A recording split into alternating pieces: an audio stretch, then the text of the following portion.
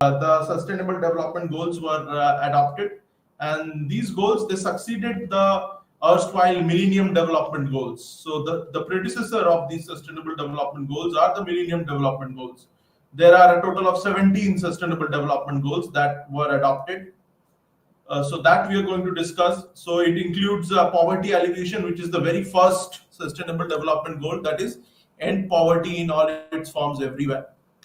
That is Sustainable Development Goal 1, and that is the third unit of this paper, which we are going to discuss in our third class. So the next unit is pertaining to food security. That is also a very important Sustainable Development Goal, which basically is the second Sustainable Development Goal only, right? Then we have education. That is another very significant Sustainable Development Goal that we are going to discuss in this class, in this paper, which basically is the fourth Sustainable Development Goal. Then if you see, however, that forms the fifth unit of our paper, that is education. And also there is unit 6, which is pertaining to health, which basically is basically the third Sustainable Development Goal. Then if you see, there is the 7th unit, which is pertaining to that forms a part of our syllabus, 7th unit. And if you see, it is the 8th Sustainable Development Goal. And then moving on, in the third block, we are going to discuss the roles of the various institutions. And as part of that, we are going to discuss in the 8th unit of this paper, we're going to discuss the role of the Ministry of Social Justice and Empowerment. Then we are going to discuss in the 9th unit the role of the National Commission for Scheduled Castes and the National Commission for Scheduled Tribes, which is given in Article 338 and 338A of respectively of the Indian Constitution. That we are going to discuss as part of the 9th unit. Moving on, in the 10th unit of this paper, we will discuss the role of various institutes, and as part of that, we will discuss the role of the National Institute of Social Defense, or NISD. And then in this third block, we also have the role of the Central Welfare Board. That also we will discuss as part of the 11th unit. And then the final unit of this third block will be the role of the civil society. And as part of that, we shall be focusing on certain case studies. So we'll be focusing on case studies as part of that. And then finally, as part of the fourth block, we have social entrepreneurship. So in the fourth block, fourth block of this paper, we only have one unit, which is the 13th and the final unit. And in today's class, as I have already told you, we are going to discuss the first unit of this paper. And the first unit of this paper will be pertaining to the concepts of social policy, the characteristics of social policy, as well as the objectives, scope, functions, principles, and models of social policy. So this will be an introductory class, and we are going to discuss all these aspects of social policy. In this class today, we are going to discuss these 7 aspects of social policy in today's class. So let us begin our discussion today. So as we all know, that modern government is grounded on the social contract between the citizens and the state, wherein the terms and conditions have been mutually decided for the well-being of the nation. So this was something that was first propounded by the famous political thinker whose name was Jean-Jacques Rousseau.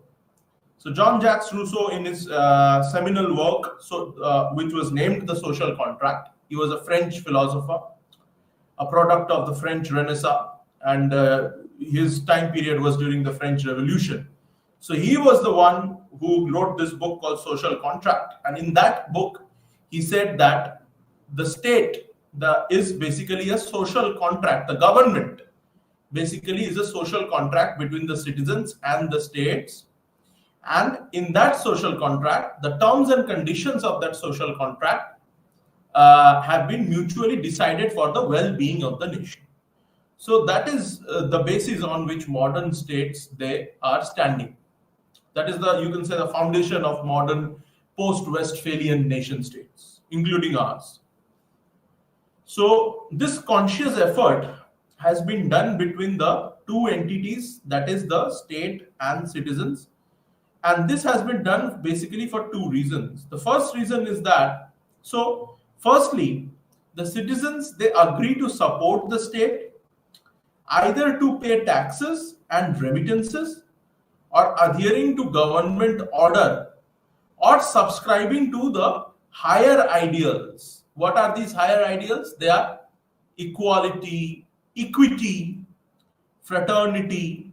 So these are the higher ideals to which citizens they subscribe to, and they also agree to support the state by paying taxes and sending remittances, and they also adhere to government orders.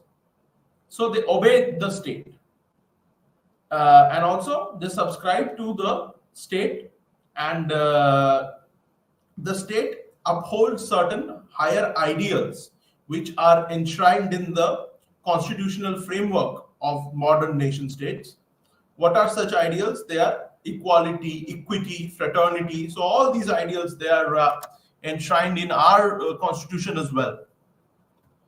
So secondly, the state in reciprocation, it secures legitimacy to govern the country by protecting people's rights and by evolving appropriate social policies for common good. So by protecting the rights of the people, the state, it basically secures legitimacy to govern. So those states which are not able to protect the rights of the citizens, of its citizens, and which are not able to do welfare of the citizens, which are not able to ensure welfare of its own citizens, then such states, what happens is that they lose the legitimacy in the eyes of the people. Then there are revolts, there are revolutions, there are rebellions. So the state in reciprocation, it secures legitimacy to govern the country by protecting people's rights and also by evolving appropriate social policies for the common powers. They have been giving adequate importance to social policies to overcome social problems. Now, what are those social problems? Like illiteracy, alcohol abuse, drug abuse, ill health, elderly abuse, as well as social injustice to the deprived communities. So, according to the Russian Nobel laureate Alexander Solzhenitsyn, so according to Russian Nobel laureate Alexander Solzhenitsyn, if state and social policy will not be based on morality, then mankind has no future to speak of. So, morality is a very important precondition, is a very important foundation on which state and social policies must be based, according to the Russian Nobel laureate Alexander Solzhenitsyn. So this statement by Alexander Solzhenitsyn, it reinforces that any policy must be evolved for sustained human development. And effective social policies, they can lead to two consequences.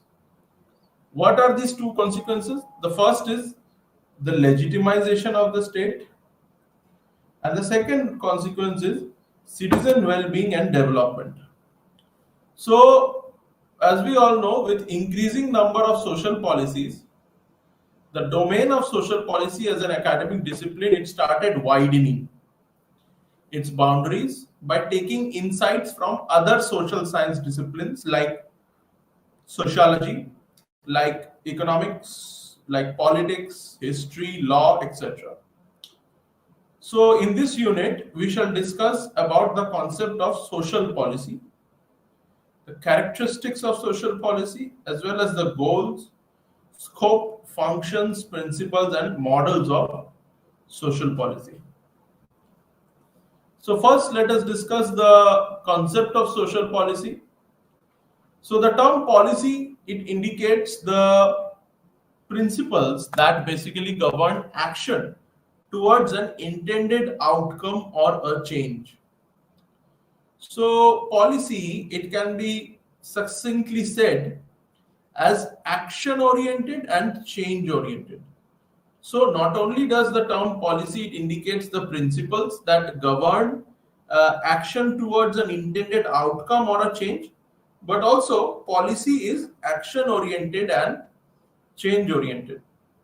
And as part of political process, social policy can be perceived as a vital state instrument. So as part of political process, social policy can be perceived as a vital state instrument. So regarding the usage of the terms social policy and social welfare policy in academic literature, there is this scholar called Aravasic. So this scholar called Aravasic in 2018, he points out regarding the terms social policy and social welfare policy in academic literature. Aravasic has pointed out that in continental Europe, it has been referred to as social policy, whereas in the North American literature, it has been referred as social welfare policy.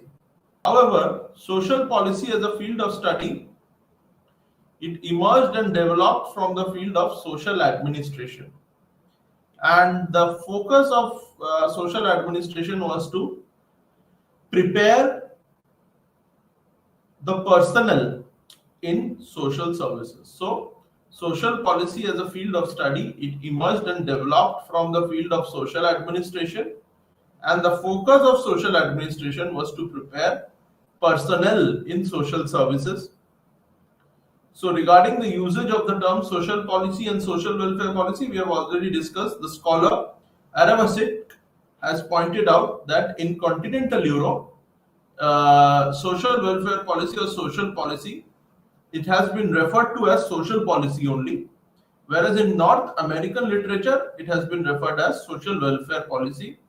And social policy or social welfare policy, it has to be action oriented and change oriented, and it is an action basically that is taken towards an intended outcome or towards a change. So as a part of the political process, social policy can be perceived as a vital state instrument. So according to the scholar Spiker, the social services, they include the big five services vis-a-vis social security. What are these big five services? They are social security, housing, health, social work, and education, along with employment, prisons, legal services, community safety, etc. So as a discipline, social policy has become an extensive field encompassing protection of rights as well as entitlements of the deprived people and meeting their social needs. What are the social needs? They are life expectancy, safety and dignity in workspaces, constitutional safeguards, housing, as well as participation in public spheres. So, social policy, it always has to uphold the principles of integrity, impartiality, and non-partisanship, and also the principle of objectivity.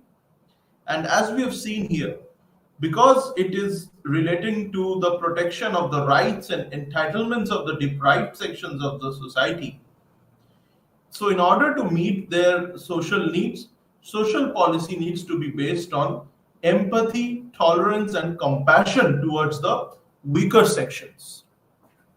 So that is what social policy needs to be based on. So the person at the end of the ladder, at the end of the social ladder, that person has to be uplifted. So that is called Antyodaya. That was propounded by the famous Indian political scholar Pandit Deen Dayal Upadhyay. he gave this concept of Antyodaya, which basically is uplifting the person in the standing last in the line. So, uplifting the last person. That is the concept of Antyodaya, and that is what social policy is in the Indian context. So, that we have discussed, that it involves protection of the rights and entitlements of the deprived section by meeting their social needs, such as life expectancy, by increasing their life expectancy, as well as by making them more safe and by making their life more dignified. Not only their life, but their workspaces as well. And also by providing them certain constitutional safeguards. So the aspects of the provisions of positive discrimination or affirmative action that are there in our constitution, that are for the purposes that those are basically the constitutional safeguards that have been given to the deprived sections in order to uplift them. And also another thing is housing, providing housing to the deprived sections, as well as ensuring their participation in the public spheres, including employment and political representation. So, ever since the evolution of modern governments in the world, there has been a corresponding development in welfare state and social policy. So, if you see the famous British economist John Maynard Keynes, he was considered as you can say torch bearer of this concept of welfare state, wherein the state that the citizens are provided these provisions. The citizens, they can avail these provisions at either free of cost or at subsidized rates. So it started for the first time. These kind of welfareist policies, they were started in the 1940s in Britain. So the famous economist John Maynard Keynes, he was one of the main proponents of social welfareism. And British economist Nicholas Barr, he has observed that the welfare state, it basically is an outcome of diverse forces that have been actively involved in evolving social policies.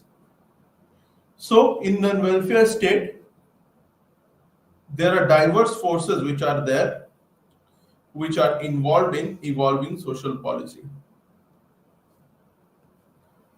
So for example, if you take an example, the lack of equitable treatment for all people during the pre-independence phase in India, it enabled the founding fathers of our constitution to set up a governance framework that could work for the welfare of all people irrespective of place of birth, religion, caste, disability and occupation, etc. So in a way, any government service that intends to improve the quality of life of the deprived communities can be categorized under social policy.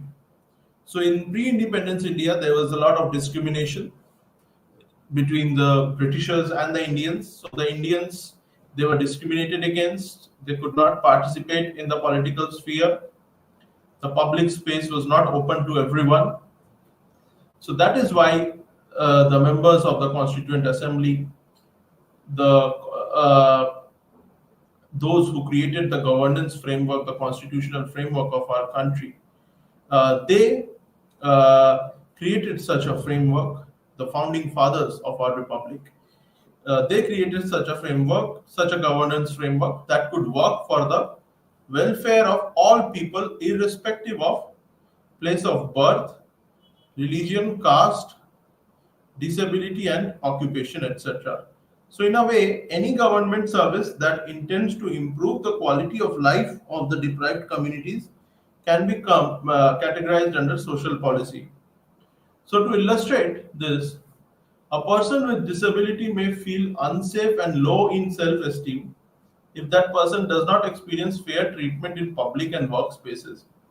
So in line with constitutional values, The government of India has enacted the Rights of Persons with Disabilities Act in 2016 to ensure all persons with disabilities they are to be treated equally with dignity and justice. So, indeed, the preamble to our constitution it has placed the ideals of justice as the foremost ideal of modern government, as its pursuance leads to sustenance of state legitimacy and citizen well-being.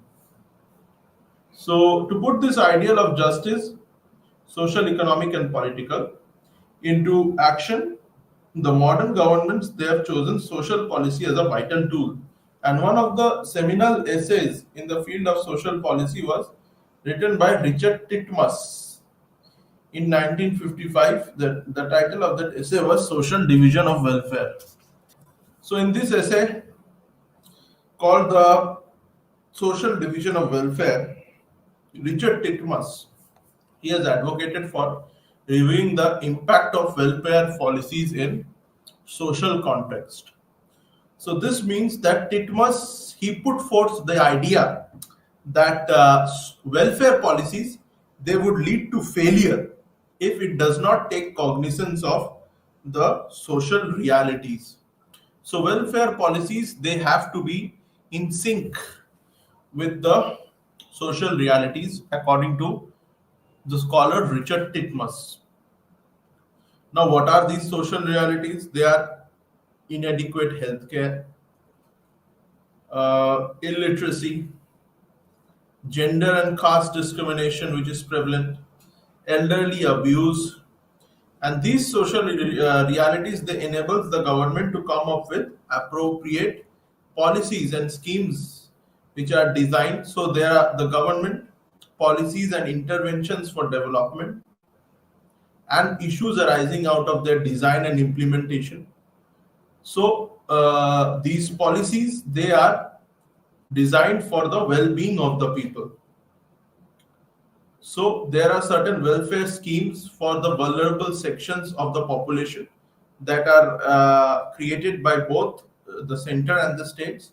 And also there are certain mechanisms, laws, institutions and bodies that are constituted for the protection and betterment of these vulnerable sections who are to be uplifted in order to ensure the creation of a social welfare state.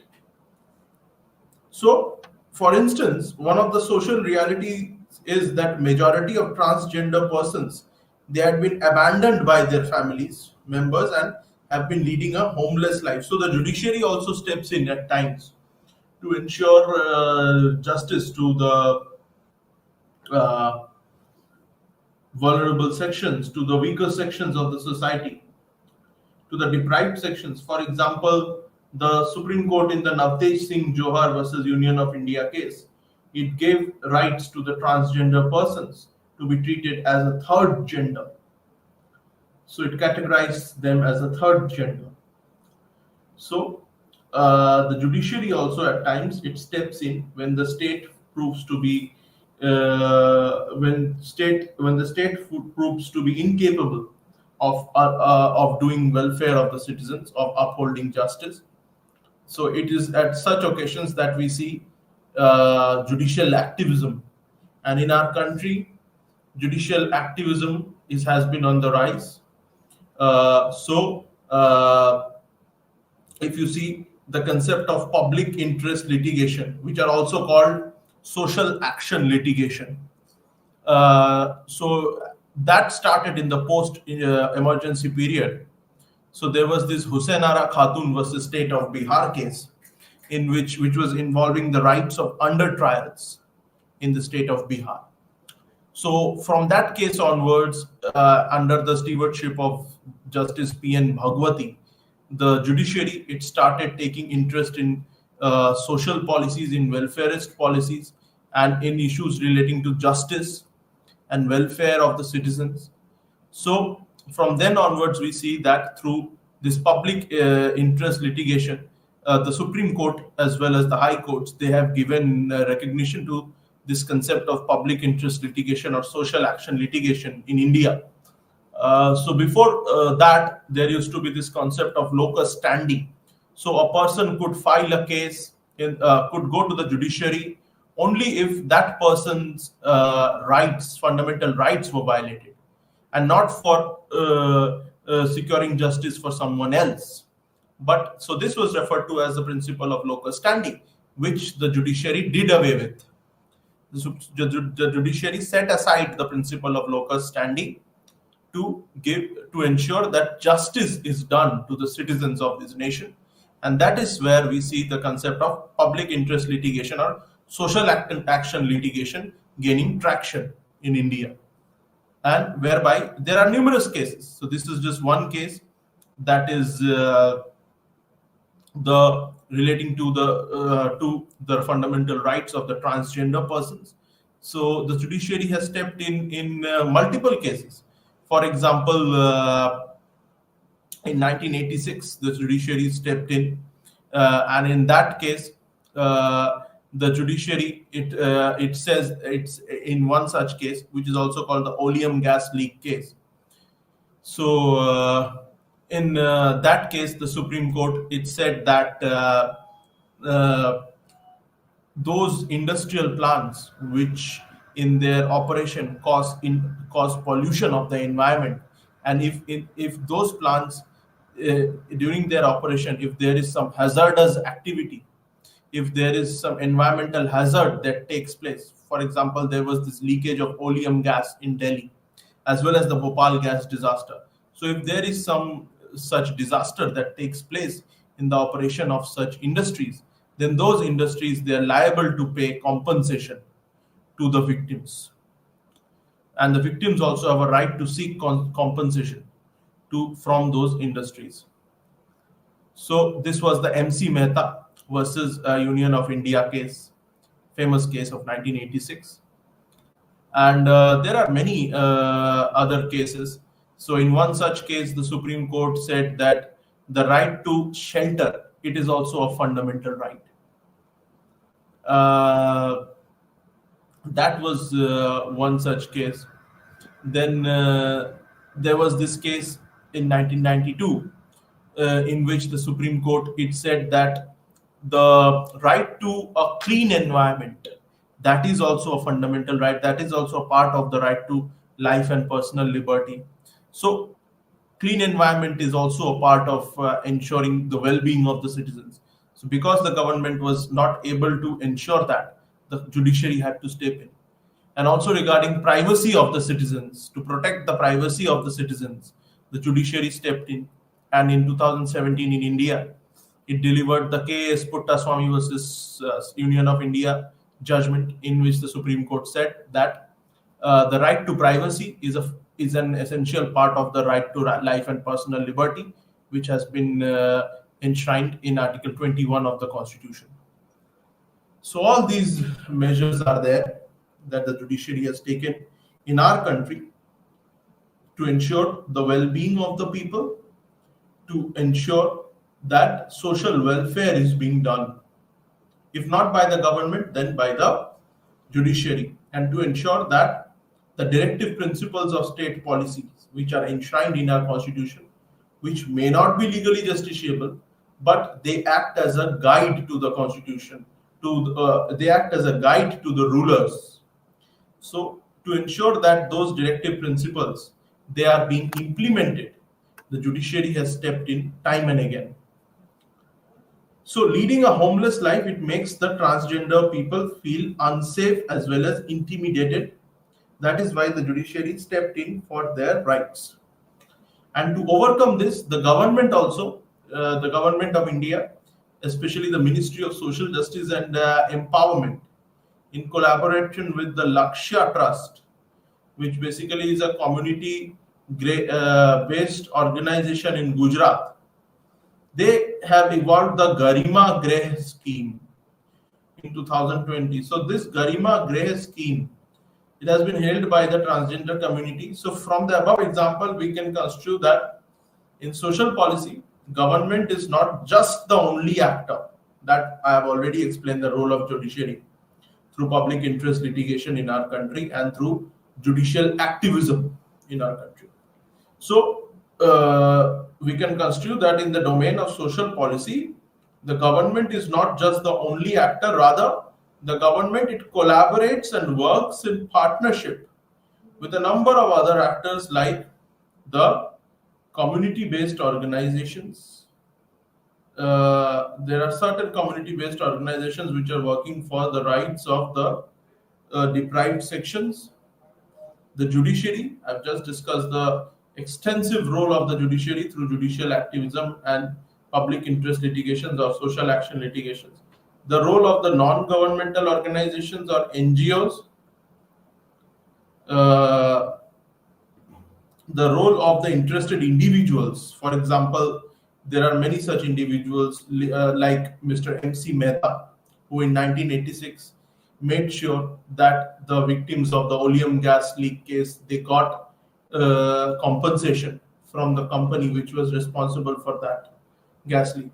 There are people like K.S. Puttaswamy who fought for ensuring the uh, uh, that the right to privacy of the citizens it is protected in the country. There are people like Navteej Singh Johar who fought for the rights of the transgender persons. So there are numerous such people, and also there is the social media as well. Social media is also the government is it also collaborates with the social media as well, and it uses the social media as a platform to reach out to the masses, and through the social media the deprived masses or those who are facing some form of injustice or who have certain grievances, they can directly reach out to the administration. So that is there. And further, we can understand that the focus of social policy is people's well being, irrespective of gender, religion, caste, income, disability, etc. So, people's well being can be promoted by the government when they tend to identify the core areas of social policy. So, Spiker, he has identified the core areas of social policy. They are health policy, social security, education, employment, community care, and housing. So, if you see in our country, the Ayushman Bharat Yojana is such a health policy which has tried to ensure that the deprived sections, the below the poverty line, those people who belong to the economically weaker sections, they get certain health coverage from the government. And also for housing, there is the Pradhan Mantri Awas Yojana. Regarding employment, there are certain skill development programs. Right, for example, the Pradhan Mantri Kaushal Vikas Yojana is there. So there is the Pradhan Mantri Man Dhan Yojana that is there to promote skill development so that people they can get employment. The Vishwakarma Yojana by the government is there. Also, there are certain schemes regarding social security as well. So, ensuring the social security in order to uphold the social security of the farmers, there is the PM Kisan Yojana, wherein farmers are provided a certain amount of money directly in their bank accounts through DBT or direct bank transfers. And also in the education sector, also there are certain scholarships that are provided to the deprived sections of the society. So all these things are there.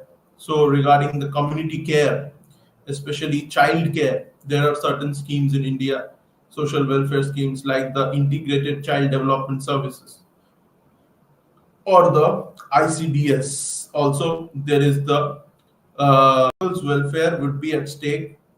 So, what are such circumstances? They are disability, disaster, where old age, illness, as well as family breakdown. And there are certain antisocial issues which are also prevalent, such as crime and drug abuse. So, socially disadvantaged communities like the transgender persons, the poverty-stricken communities, they are especially vulnerable. And also, there are an array of collective social responses like provision of financial aids, voluntary efforts by government and community partnership, like the Garima Grey scheme, that we have already discussed, in order to provide housing, in order to provide a roof to the homeless transgender persons who are subjected to different forms of discrimination. So these schemes are a response, are collective social responses to the social problems that we have discussed. So from the above core areas of social policy, we can understand that the term social policy, it refers to the social actions and responses that are taken by policymakers to promote people's welfare. And in the process, the government, it collaborates with multiple actors to identify social realities and take appropriate action. So the government, it also collaborates with private partners as well. So the entire scheme of corporate social responsibility, through that even corporate entities, they also have to take part in social welfare of the deprived sections. Now, if we see the characteristics of of a social policy, the first characteristic is that social policy basically is a positive instrument of change. So, the focus of social policy is to foster change in terms of changing situations, systems, practices, and behavior. So, this means that social policy, it intends to bring positive changes in the lives of the underserved communities in certain areas such as education, housing, insurance, skill development, and employment. So, in India, with the commitment to finance and mobilize funds for the economically deprived scheduled castes, the National Scheduled Caste Finance and Development Corporation, or NSCFDC, was instituted in 1989. So, being a government-owned company, it facilitates the deprived communities to access resources without any hassles. So, a social policy, it also invests in inclusiveness. So, social policy, it invests in inclusive development of the deprived, and it intends to bridge the gap between the affluent and the deprived, that is, the haves and the have-nots. So, for example, ensuring equal access for persons with disability in public spaces is an important investment that makes cities inclusive.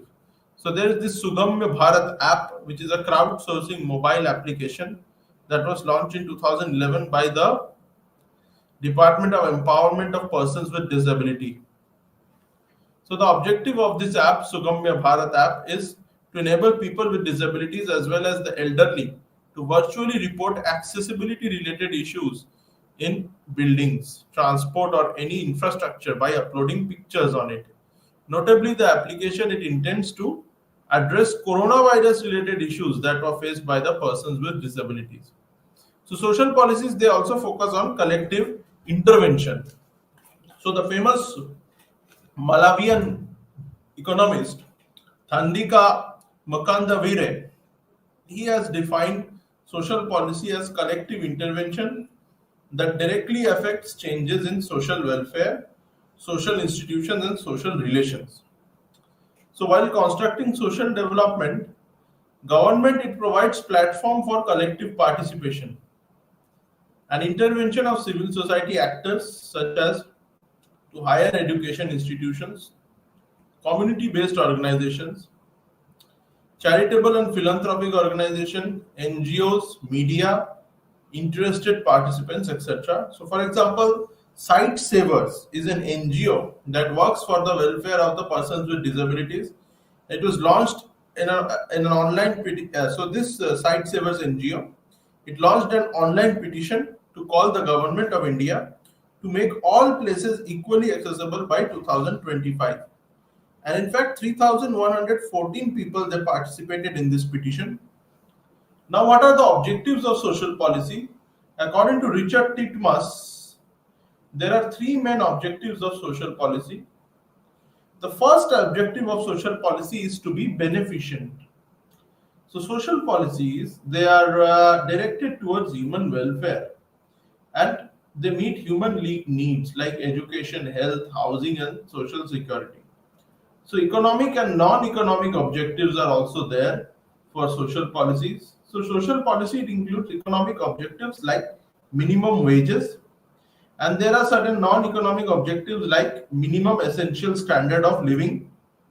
So in our constitution also, the concept of minimum wage, it has been uh, it is there in the directive principles of state policy.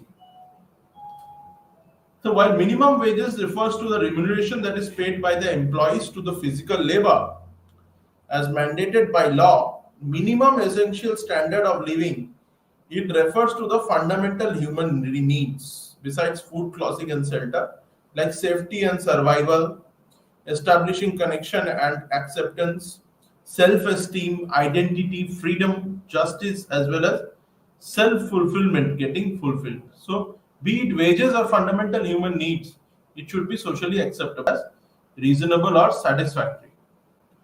So, if we talk about transfer of resources from rich to poor, that is another objective of social policy. So, social policy, it involves certain measure of progressive redistribution as well.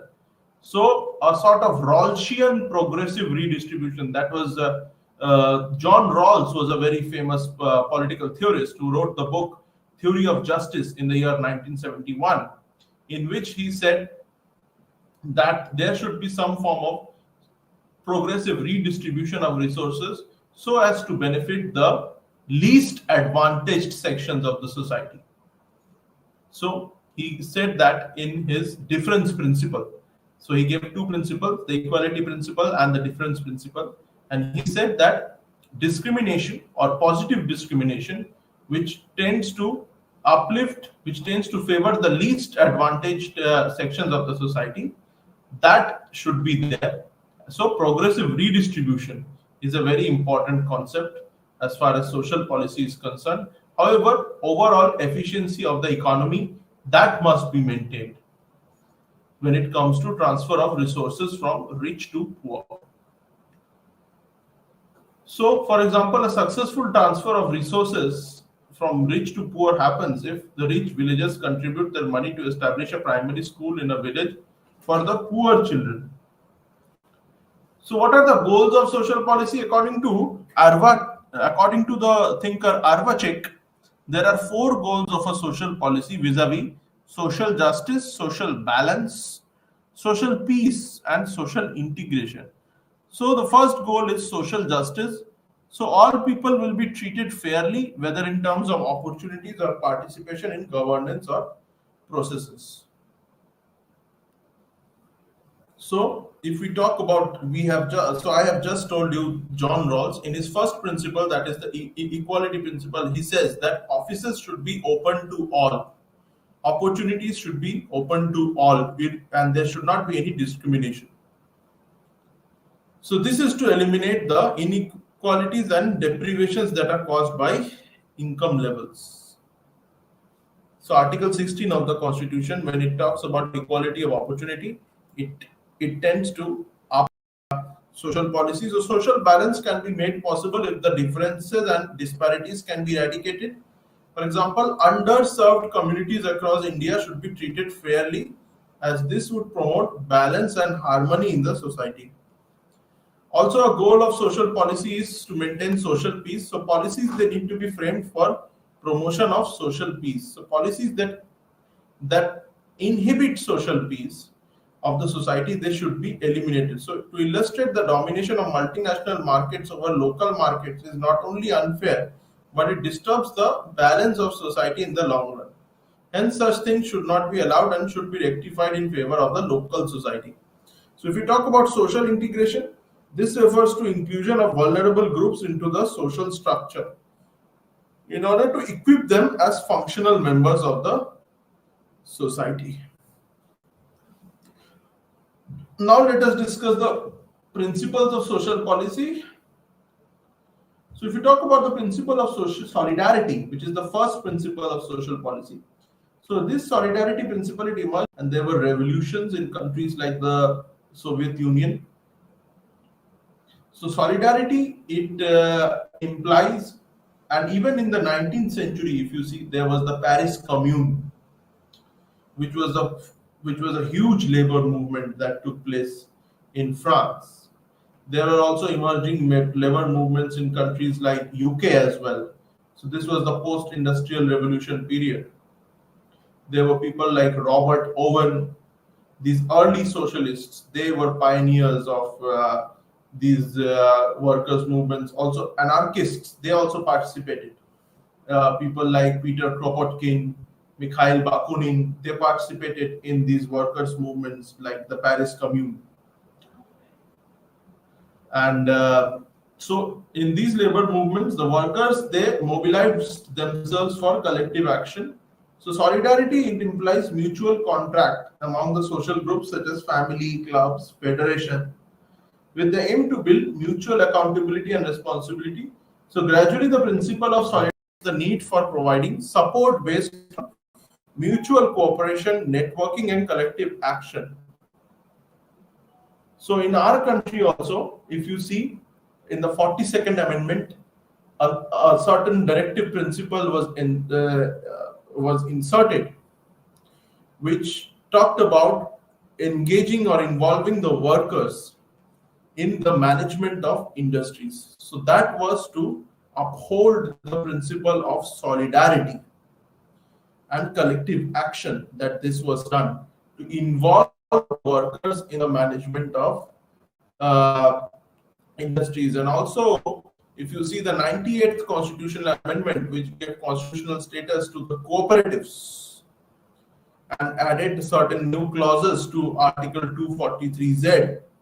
So that also was according to this principle of solidarity based on collective action for the democratic functioning and autonomous formation of cooperatives.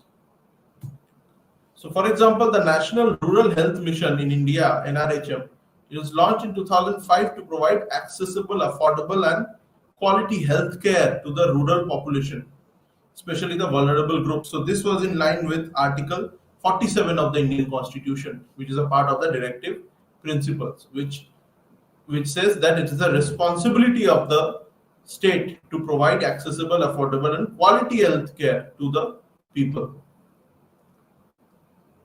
So characteristic examples of application of the principle of solidarity in the National Rural Health Mission is the Village Health Sanitation and Nutrition Committee, VHSNC. In fact, this committee serves as a platform to take collective actions on village health issues such as improving health awareness and outreach activities. So there was this scholar called Madden. While studying the status of NRHM in Karnataka, he observed that these Village Health Sanitation and Nutrition Committee, they act as vital social spaces in creating awareness about chronic diseases and epidemics among the low-income communities. So notably, the study found intersectoral collaboration between these village health sanitation and nutrition committees, members and different line departments as well, and NGOs, the Gram Panchayat and village households. There is another principle called the principle of equality, on which social policy should be based. So the principle of equality, it indicates that no member of the society can be deprived of any opportunities or use one's own powers, as this would lead to a conflict with social justice and subsequent violation of constitutional rights. So based on this principle of equality, the institutions of society, that is government, judiciary or civil society, they can only intervene when an individual or group is inadequate or incapable of to meet their own needs. And only under circumstances of incapability, the institutional intervention becomes meaningful. For example, during 1990s, the villagers in Rajasthan, they were legally deprived of understanding the existing laws related to right to minimum wage. So the villagers, the workers, they were not being paid minimum wage in rural Rajasthan as per the laws by the authorities. So seeing this social injustice, the Mazdoor Kisan Shakti Sangathan, which was an NGO, it created legal awareness amongst the people and mobilized them to demand open access to the records of expenditure for various programs at the local level. And in fact, this Mazdoor Kisan Shakti Sangathan, it battled for 3 years in 1996, which demanded that all government bodies should maintain and preserve records for future reference. So, to give a statutory basis to the social movement and with continuous lobbying from National Campaign for People's RTI, NCPRI, the Government of India enacted the RTI Act in 2005. So, thus, the institutional intervention of Mazdoor Kisan Shakti Sangathan, it legally empowered the people to stand for their rights to seek information and become informed citizenry. And also, there is this principle of subsidiary, according to which the local people, they are the prime stakeholders in decision making, and when people are not empowered, the role of local government and civil society actors have been looked upon as the one which is closest to the society where they will have their effect. For example, it was the role of the MKSS that made the villagers empowered, and similarly, the role of the local government in certain gram panchayats has led to people's well-being. So, to illustrate, in December 2018, the Jakadwadi Gram Panchayat in Satara district of Maharashtra, it made a landmark decision to provide financial assistance of rupees 20,000 to widows who were wishing to remarry. So, after a detailed discussion with the people of the panchayat, including the village elders, for nearly 6-7 months, the local people unanimously came forward to break the social taboo associated with women. So the panchayat declared that the funds for meeting the expenditure would be given from Gram Panchayat's budget for women and child welfare. And it has been reported that the village has also established a rehabilitation center for youth which are affected by alcoholism. And an opinion of a villager would reflect the psyche of the village. The villager said that we are not a wealthy village but aspire to be a cultured one. So this also reflects the principle of solidarity. So indeed, social policy is not about being wealthy. Rather, it reinforces people's well-being as its prime mission. And in this regard, the above examples would have given us an understanding about the various dimensions of well-being. If we talk about models of social policy, that is something that we are going to discuss. And after that, we will discuss the scope of social policy. So if we talk about models of social policy, there is the residual welfare model, which is based on the presumption that individuals' needs could be adequately attained through two entities vis-a-vis private market and the family, and it is only when both these entities do not work, social welfare institutions may temporarily intervene. So there is the industrial achievement performance model of social policy, which positions the significant role of social welfare institution and presumes that it has to function on the premise of economic and psychological theories relating to incentives, efforts, rewards, formation of class, group loyalties, merit, work, performance, and productivity. Also, there is an institutional redistributive policy of social policy, modern social policy, which perceives social welfare as an integral institution in the society that provides services based on the principle of need. So such social welfare institutions, they function outside the market based on social change and equality.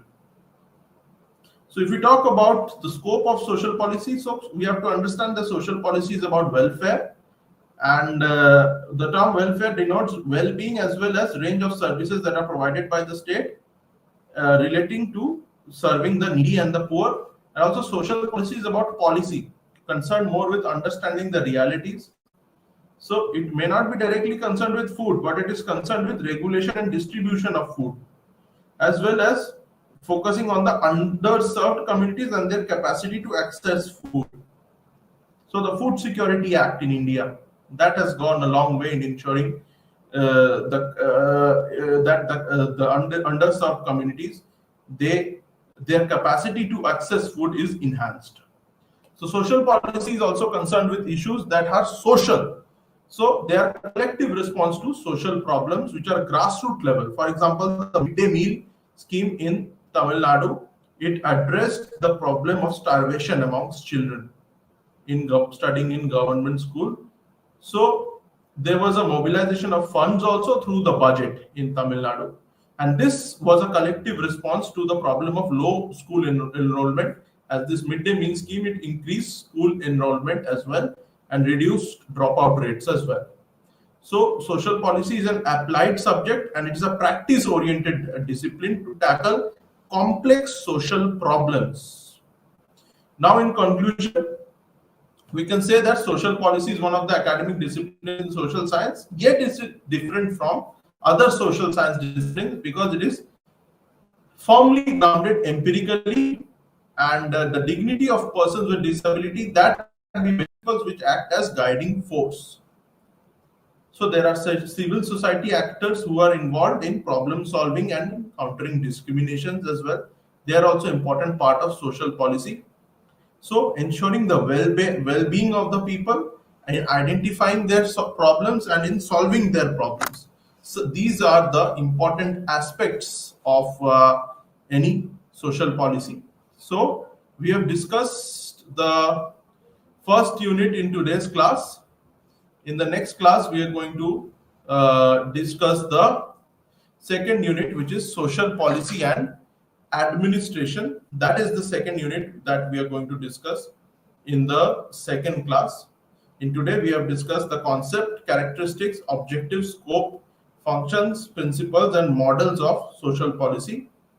So, in next class, we will discuss social policy and administration. So, thank you so much. Namaste.